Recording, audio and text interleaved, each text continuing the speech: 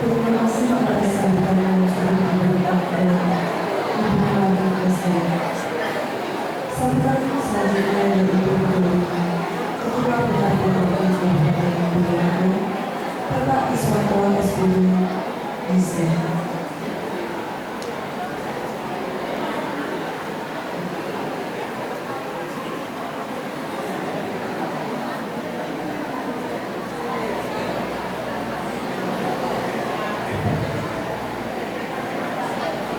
Assalamualaikum warahmatullahi wabarakatuh.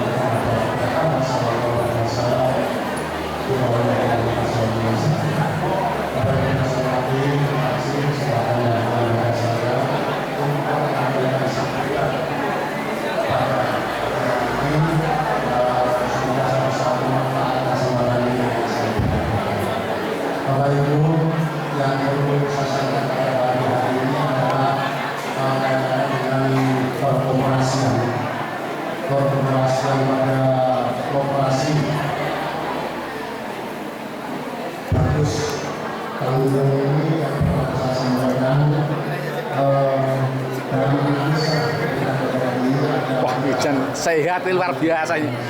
Jangan bilang ya. Sing penting mungkin ngalah. Aja lagi. Aduh tak rekam ya. Aku mampu loro.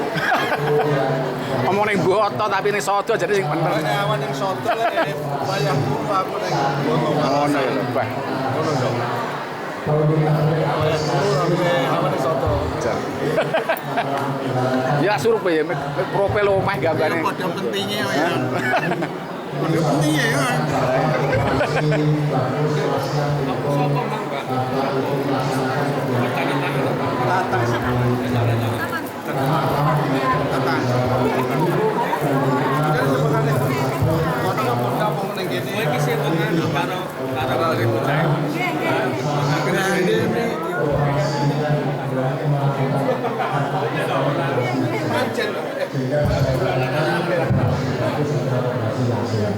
Kalau saya melihat percakapannya Bapak Ibu, utamanya pada laporan kegiatannya, ini yang ketika itu saya mendapat laporan dari teman kami RK.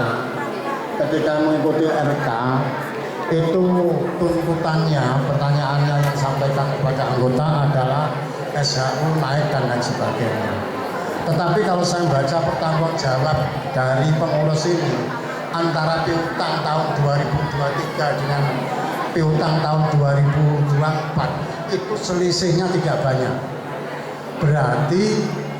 Berarti kalau suruh naik ya sulit, apalagi piutang toko turun dari 23 juta kalau tidak salah menjadi 11 juta. Ini berarti penjenengan mengambilnya di toko itu berkurang. Padahal penjenengan harapannya SHU naik. Nah, uang dari mana yang diberikan kepada penjenengan kalau penjenengan tidak mau perang aktif pada koperasi? Padahal kalau penjenengan mengambil uang di koperasi, kalau saya membaca pertanggungjawaban utamanya laporan SHU dengan jasa 1,5% flat itu yang 0,5 itu kembali ke panjenengan semua utuh. Sambil untuk lalu juga yang 1% itu untuk operasional dan kegiatan yang lain. Kalau penjenengan utang di bank, saya melihat di bank itu pada umumnya 1 tahun itu bunganya 11% pada 1 tahun. Kalau kita lihat yang di jasa yang tersimpan pada penjenengan 1% itu 12%. 12% dikembalikan untuk, kalau saya baca, perhitungan hasil sisa usaha ini, ya, monggo penjenengan memang saya memaklumi ya, kula nggih keng guru mbiyen. Lepun awur kancan iki dipengin ngomong-ngomongan angel.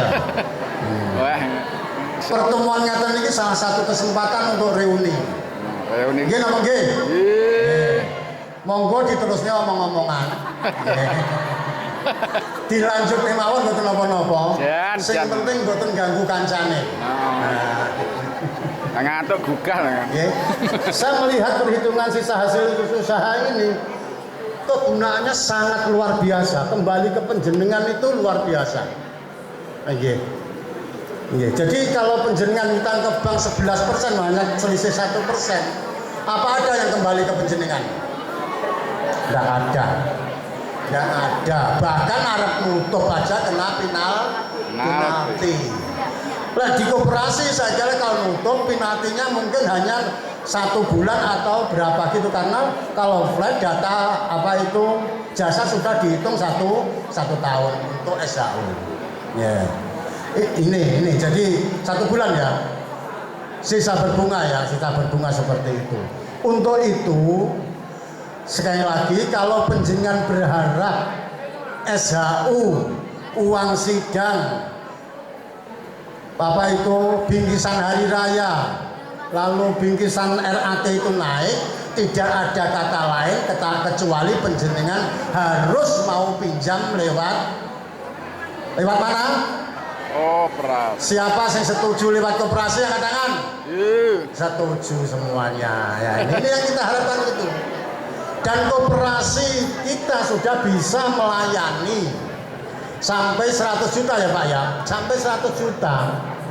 Jadi kalau saya berharap ini kebetulan ketuanya ini juga Korwil ya, saya berharap untuk yang pinjam ke koperasi apa itu banknya Pak Nyadin barangnya udah dilongi.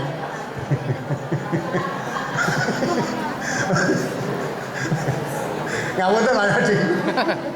Pinjam ke BPR yang udah dilongi dialihkan ke koperasi dengan harapan SHU penjenengan bisa meningkat.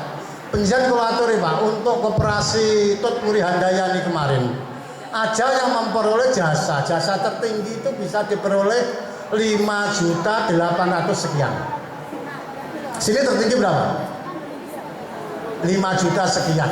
Karena apa? Mereka kontribusinya dalam pinjam itu tinggi sehingga mereka memperoleh yang pertama 0,% kali. Ya. Lalu yang kedua sisa pengelolaan.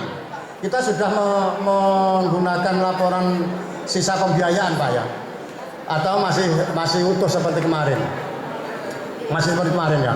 Kalau penjenengan bisa menggunakan laporan dengan sisa pembiayaan itu akan lebih tinggi. Bapak Ibu yang saya hormati, kalau kita membaca analisa rentabilitas ini Bapak Ibu, karena penjenengan tidak mau aktif dalam pinjam maka rentabilitasnya agak rendah. Padahal rentabilitas itu mestinya 2 dibanding 1. Sehingga ketika koperasi suatu saat ini bukan doa kita ya, suatu saat itu kolap maka masih punya 1 untuk sebagai modal dari koperasi itu masih bisa putar. Kalau kita ini rentabilitasnya 0,8 sekian, 1,8 sekian, mohon maaf 1,8 sekian. Dan itu turun dari tahun kemarin, maka saya berharap itu bisa ditingkatkan. Lalu juga begitu solvabilitasnya juga turun. dan SHU-nya juga turun 0,21%. Tapi kalau SHU turun itu saya tidak menilai, karena biasanya ada pengaturan sehingga SHU supaya tidak muncul terlalu tinggi. Jadi pajaknya tidak terlalu tinggi sehingga itu bukan terlalu ukuran untuk laporan seperti ini.